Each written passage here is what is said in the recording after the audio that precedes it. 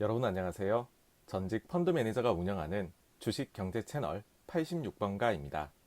오늘 다룰 주제는 연예기획사, 우려보다 호실적이 기대되는 이유입니다.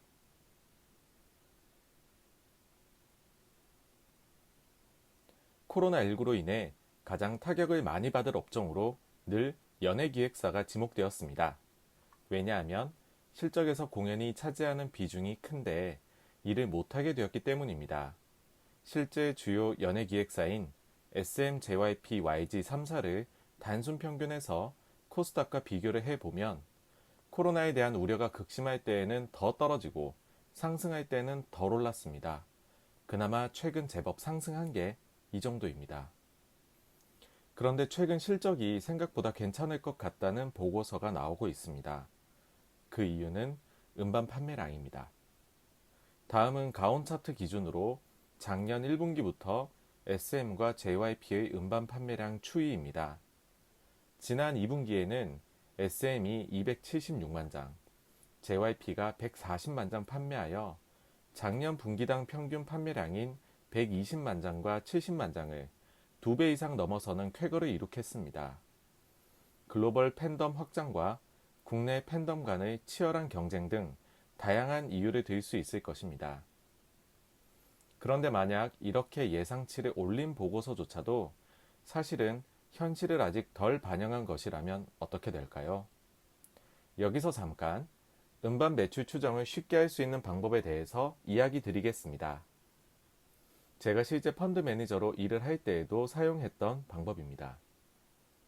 음반 매출액은 실제 실적이 발표되기 한 달하고도 열흘 전에 거의 추정이 가능합니다.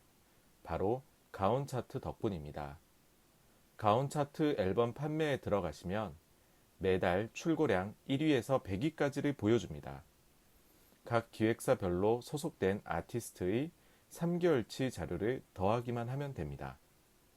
조금 수고스러울 수는 있지만 투자하는 시간이 30분도 되지 않는 데 비해서 얻는 효용은 큽니다. 비록 100위 이후에 대한 자료가 없고 출고량 기준이기 때문에 완전히 판매량을 반영한다고 보기는 어렵지만 매우 흡사한 흐름을 보입니다. 여기에 더해 일별 판매량을 보여주는 한터 차트까지 참고하고 아티스트 컴백일과 지난 앨범 판매량을 가정해서 구하면 사실상 두세 달 전에 다음 분기 음반 매출을 예상할 수 있습니다. 더군다나 두 사이트는 모두 무료이므로 앞으로 연예기획사에 투자하시는 분들은 가온 차트와 한터 차트를 꼭 활용하시길 추천드립니다. 2분기 SM은 276만 장을 판매한 것으로 보입니다. 그런데 지난주에 나온 가온 차트 6월 자료까지 보고 작성한 듯한 가장 최근의 보고서에서조차도 이유를 알 수는 없지만 여전히 음반 판매량은 250만 장 정도로 10% 낮게 추정하고 있습니다. 매출액도 250억 정도 수준으로 보고 있는데 이는 193만 장을 판매한 지난 4분기 수준에 불과합니다. SM의 사업 보고서를 보면 음반 판매 단가를 11,000원으로 보고 있습니다. 여기에 부가세 10%를 더해서 1.21배를 음반 판매량에 곱하면 거의 음반 매출액과 비슷하게 나옵니다. 저의 가정치를 실제 음반 매출액으로 나누어 보면 지난 4개 분기 평균으로 보았을 때 약 95%가 도출되어서 의미 있는 숫자로 파악됩니다. 이 기준으로 보면 2분기 SM의 음반 매출액은 334억으로 지난 1분기 실적 발표 이후 발간된 보고서의 컨센서스에 반영된 음반 매출액 예상치 215억 대비 119억이나 높습니다. 2분기 매출액 컨센서스 1248억과 비교해도 10% 서프라이즈를 보일 수 있을 것 같습니다. JYP의 경우 한 단계가 더 필요합니다. 왜냐하면 음반을 따로 떼내서 매출액을 발표하지 않고 음원과 합쳐서 발표하기 때문입니다. 따라서 음반 판매량에 1.21배를 곱한 후 이를 음반 음원 매출액에서 빼주어서 먼저 예상 음원 매출액을 구합니다. 그 이후 도출된 음원 매출액의 지난 4개 분기 평균치인 59억에 이번 분기 음반 판매량 곱하기 1.21배를 한 수치를 더해줍니다. 이 기준으로 보면 2분기 JYP의 음반 음원 매출액은 228억으로 지난 1분기 실적 발표 이후 발간된 보고서의 컨센서스에 반영된 음반 매출액 예상치 178억 대비 50억이나 높습니다.